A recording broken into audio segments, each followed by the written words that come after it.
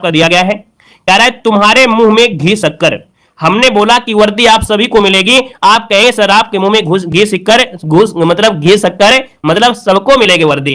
देखो तुम्हारे मुंह में घी शक्कर, देखिए 1 नंबर में आप कहेंगे सर ऑप्शन क्या हो जाएगा, यहां पर ईश्वर करे तुम्हारा कथन सत्य हो। ऐसे बोलते हैं ना, जब भी कभी किसी को बोलते हैं ना कि तुम्हारे मुंह में घी शक्कर, मतलब जो आपने बोला वो बिल्कुल सत्य हो जाए, तो आप कहेंगे सर ऑप्शन मिल गया है, यहां पर ए नंबर राइट हो गया है। क्लियर हो? अरे वो आपने घी शक्कर बोल दिया तो मुंह में क्या हुआ, जबान चिपकने लगी पहले से ही, है ना, क्योंकि आपने पहले से ही घी शक्कर कर दिया। अगला क्वेश्चन आपका दिया गया है, कह रहा है निम्नलिखित शब्दों में से एक वचन बताएगा। यहां पर दिया है निम्नलिखित शब्दों में से एक वचन आपका है कौन सा। यहां पर देखिए दूसरे की अगर बात करते हैं, आपका जवाब क्या होगा, तो भैया यहां पर दिया है प्राण, ये बहुवचन में होते हैं, दर्शन आपके बहुवचन में होते हैं, ओठ आपके हमेशा बहुवचन में होते हैं। लेकिन जितना भी मटेरियल नाउन होता है, चाहे वो पानी हो, चाहे तेल हो, चाहे दूध हो, मतलब जितना भी मटेरियल नाउन होता है ना, वो हमेशा आपका एक वचन में ही रहता है, मतलब ऑप्शन आपका डी नंबर राइट हो जाएगा। अगला क्वेश्चन यहां पर दिया है, मनोरम का संविच्छेद क्या हो जाएगा। मनोरम का संविच्छेद क्या बनेगा, क्वेश्चन नंबर 3 ऑप्शन को लॉक किया जाए। चलिए यहां पर देखिए आपका 3 का ऑप्शन भी आ रहा है, डी नंबर।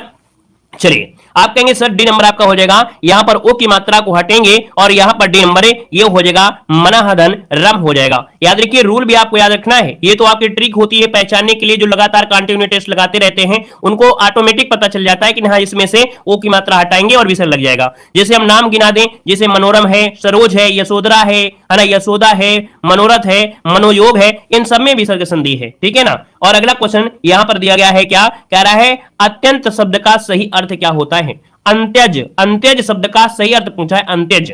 अंत्यज मतलब होता क्या है, आप कहेंगे जिसका जन्म निम्न या अछूत वर्ग में हुआ हो, अर्थात जो अंतिम वर्ण या शूद्र में जन्मा हो उसे अंत्यज कहते हैं। ऑप्शन बनेगा आपका सी नंबर राइट हो जाएगा, सी नंबर आपका बन जाएगा, ठीक है ना। और यहां पर दोस्तों अगला पॉइंट आपसे क्या कह रहा है, यहां पर दिया गया है कि दूर से फेंककर चलाया जाने वाला हथियार क्या कहलाता है।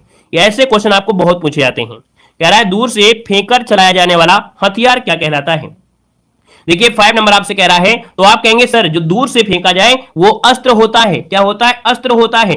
देखिए आज भी गलतियां हो रही हैं, बहुत महान महान लोगों से आज भी गलतियां हो रही हैं। हमने बताया था रट्टा मार लीजिए, आप पुलिस की तैयारी कर रहे हैं और पुलिस में जब जाएंगे वहां पर तो भैया एक होता है शास्त्रागार, जहां पर बंदूक वगैरह रखी होती हैं, तो भैया शास्त्रागार बंदूक अपने हाथ में पकड़ कर चलाते हैं, तो जब पकड़ कर चलाते तो वो शास्त्रागार हो गया। लेकिन भैया फेंक कर चलाया जा रहा है यार, तो ये आपका अस्त्र होता है। तो याद रखिए आपका आंसर क्या बनेगा, आपका बनेगा ए नंबर हो जाएगा। दूर से फेंक कर चलाया जाने वाला हथियार अस्त्र होता है और हाथ में थाम कर चलाया जाने वाला शस्त्र होता है। क्लियर हो गया, आगे बढ़िए। क्वेश्चन आपसे दिया गया है, कुटिल का विलोम शब्द में से क्या हो जाएगा। कुटिल का विलोम क्या होगा 6 नंबर में, तो आप कहेंगे सर कुटिल का होता है क्या, आप कहेंगे सर सरल होता है। क्या होता है, सरल होता है, याद रखिएगा। अगला क्वेश्चन यहां पर आपसे दिया गया है, अच्छा वक्र का क्या होता है, वक्र का क्या होता है बताइएगा, वक्र का क्या होता है, सरल, ठीक है। यहां पर कठिन, कुटिल। देखिए अगला क्वेश्चन दिया गया है, निम्नलिखित में से घोड़ा का पर्यायवाची शब्द आपका नहीं है। घोड़ा का पर्यायवाची क्या होता है, यहां पर देखिए घोड़ा का पर्यायवाची होता है अश्व होता है, सैंधव होता है, घोटक होता है। लेकिन भैया जो आपका यातुधान दिया गया है, यातुधान, और यातुधान जो होता है ये किसका होता है, किसका होता है, यातुधान बताइएगा किसका होता है। चलिए यातुधान किसका होता है, ये होता है असुर का होता है, असुर का होता है। याद रखिए ये आपके होता है असुर का, और असुर को कहते हैं क्या, दानव कहते हैं, दैत्य कहते हैं, निश्चर कहते हैं, असुर कहते हैं, निशाचर कहते हैं, रजनीचर कहते हैं। अगला क्वेश्चन आपसे दिया गया है, मोहन से चला नहीं जाता वाक्य में से कौन सा वाच्य है। मोहन से चला नहीं जाता, तो चलना क्या है, कर्मक क्रिया है, और नहीं शब्द आपका दिया है, तो आप कहेंगे सर ऑप्शन बी नंबर है, भाववाच्य आपका आंसर है। बिल्कुल सही जवाब हो जाएगा भाववाच्य। नेक्स्ट क्वेश्चन दिया गया है, लौकिक शब्द में प्रत्यय कौन सा है। लौकिक शब्द में प्रत्यय कौन सा है, क्वेश्चन नंबर 9 दिया गया है, और लौकिक में प्रत्यय है, तो आप कहेंगे लौकिक। एक जो आपका है वो ऑप्शन डी नंबर है राइट हो जाएगा। यहाँ पर एक प्रत्यय आपका लगा हुआ है, यहाँ पर जैसे साप्ताहिक होता है, राजनैतिक हो गया, मासिक हो गया, इनमें से एक प्रत्यय होता है। अगला क्वेश्चन यहाँ पर दिया गया है, कह रहा है क्या कि इनमें से कौन शब्द आपका पुल्लिंग है। डिबिया कैसी है, दात्री कैसी है, खटमल कैसा है, खटमल कैसी है, या जीप कैसी है। आप कहेंगे सर ऑप्शन सी नंबर खटमल, खटमल कैसा है, ऑप्शन सी नंबर ये है आपका पुल्लिंग। अगला क्वेश्चन दिया गया है कि बैलगाड़ी शब्द में समास क्या है। बैलगाड़ी शब्द में समास क्या है, आपको जवाब देना है, और आप कहेंगे सर बैलगाड़ी, बैल के लिए गाड़ी और बैल के लिए गाड़ी दिया है, इसका मतलब है कि ये हो जाएगा आपका डी नंबर तत्पुरुष समास आपका आंसर है राइट हो जाएगा। नेक्स्ट क्वेश्चन को आते क्वेश्चन दिया गया है, उत्साह का विशेषण क्या होता है? उत्साह शब्द का विशेषण क्या होगा? उत्साह का विशेषण क्या बनेगा? उत्साहित हो जाएगा या उत्साह होगा? आप कहेंगे सर उत्साह का होता है उत्साहित, जो कि ऑप्शन है आपका बी नंबर राइट हो जाएगा। नेक्स्ट क्वेश्चन कराते हैं, हिंदी की कितनी उपभाषाएं हैं? चलिए बताइएगा कि हिंदी की जो उपभाषाएं हैं वो आपकी कितनी उपभाषाएं हैं, यहां पर आंसर क्या हो जाएगा? चलिए यहां पर 13 का ऑप्शन देना है। चलिए हिंदी की भैया उपभाषाओं की बात कर लेते हैं, तो आप कहेंगे सर यहां पर ऑप्शन लगभग सभी का आ गया है। यहां पर 5 उपभाषाएं होती हैं। हमने कहा 5 उपभाषाओं में से आपकी एक पश्चिमी हिंदी होती है, फिर पूर्वी हिंदी होती है, राजस्थानी होती है, पहाड़ी होती है और आपकी बिहारी हिंदी होती है। ठीक है ना। अगला क्वेश्चन बताएगा कि कहे कभी बेनी बेनी ब्याल की चुराई लीनी, इस पंक्ति में कौन सा अलंकार है? इस पंक्ति में कौन सा अलंकार है ये बताइएगा। यहां पर 14 नंबर में देखा जाए, 14 नंबर में आपका आंसर क्या हो जाएगा? बेनी और बेनी क्या है?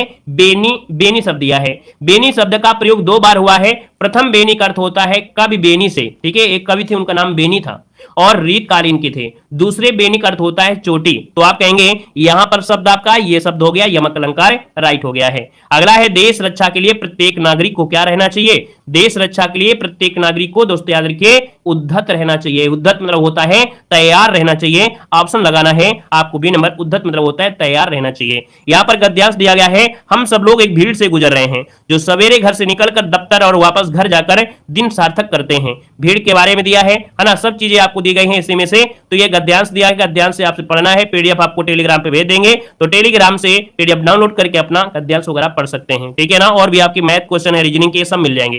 क्वेश्चन नंबर आपका 21 दिया गया है और आपसे कह रहा है ज्ञानपीठ पुरस्कार है ना किस क्षेत्र में श्रेष्ठ कार्य करने पर दिया जाता है? क्वेश्चन नंबर 21 दिया है, 21 को ऑप्शन दीजिए, सुपर फास्ट तरीके से लगाइए भाई।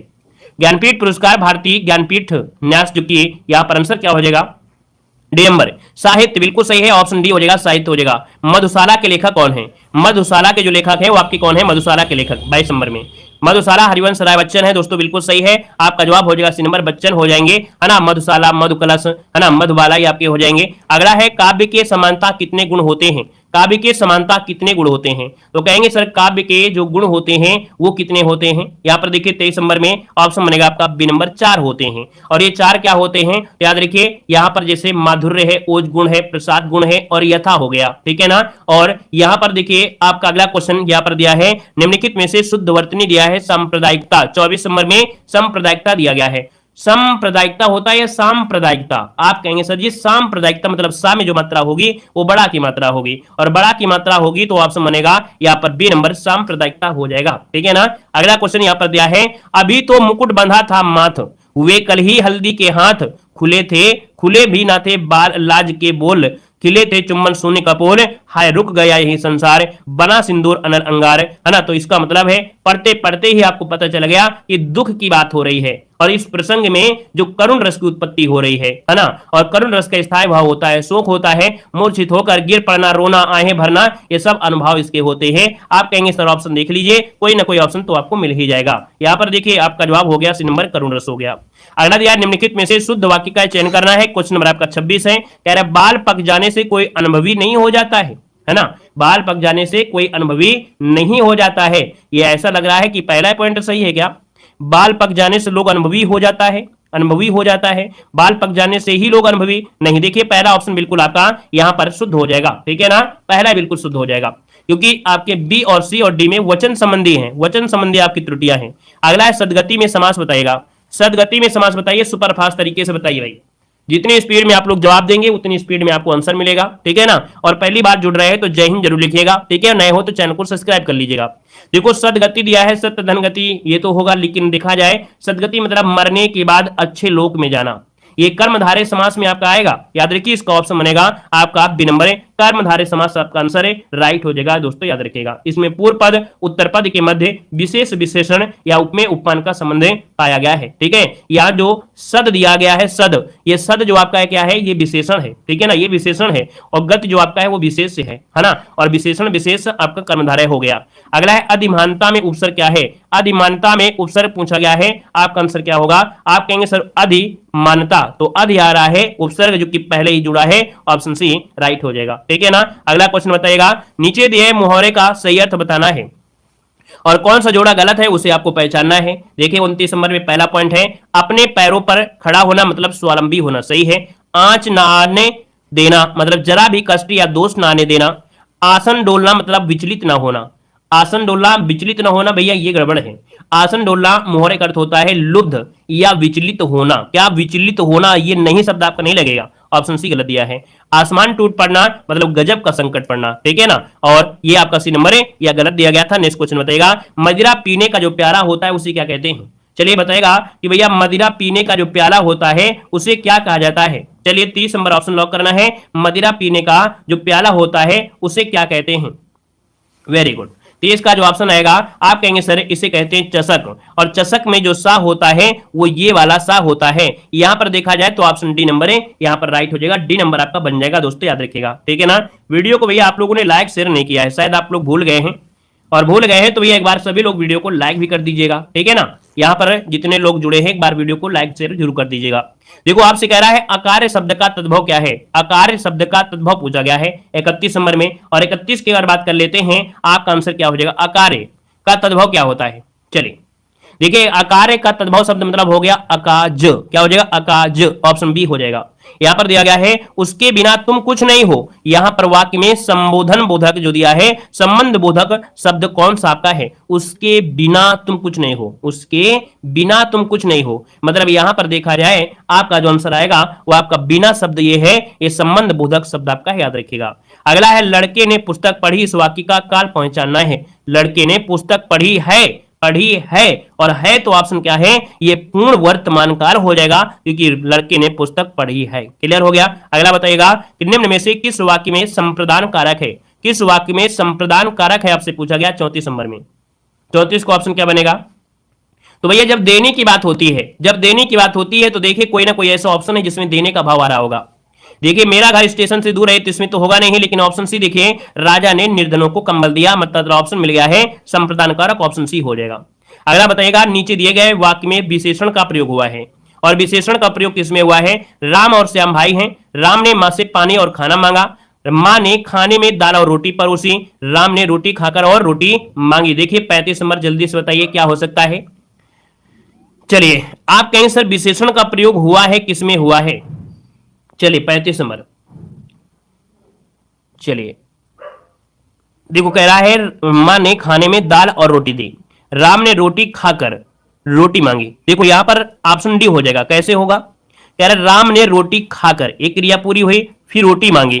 अब यहां पर जो ये और है ये और आपका विशेषण की तरह काम करेगा, लेकिन यहां पर देखो राम और श्याम, इसमें से दो सेंटेंस तो हो नहीं रहा है, किसमें करेगा, राम ने मां से पानी और खाना मांगा एक साथ बोल दिया है, मां ने खाने में दाल और रोटी परोसी एक साथ बोल दिया है, लेकिन ये दोनों सेंटेंस को बीच में आपको जोड़ रहा है, अर्थात ये विशेषण का कार्य पकड़ जाएगा दोस्तों, याद रखिएगा, जिसमें एक ध्वनित होता है, याद रखिएगा, ठीक है। यहां पर अगला क्वेश्चन आपसे दिया गया है आहला का संबंध किस उपबोली से है, थोड़ा सा उसमें बारीकी पॉइंट आपका है, उसमें एक बारीकी पॉइंट आपका है, याद रखिएगा।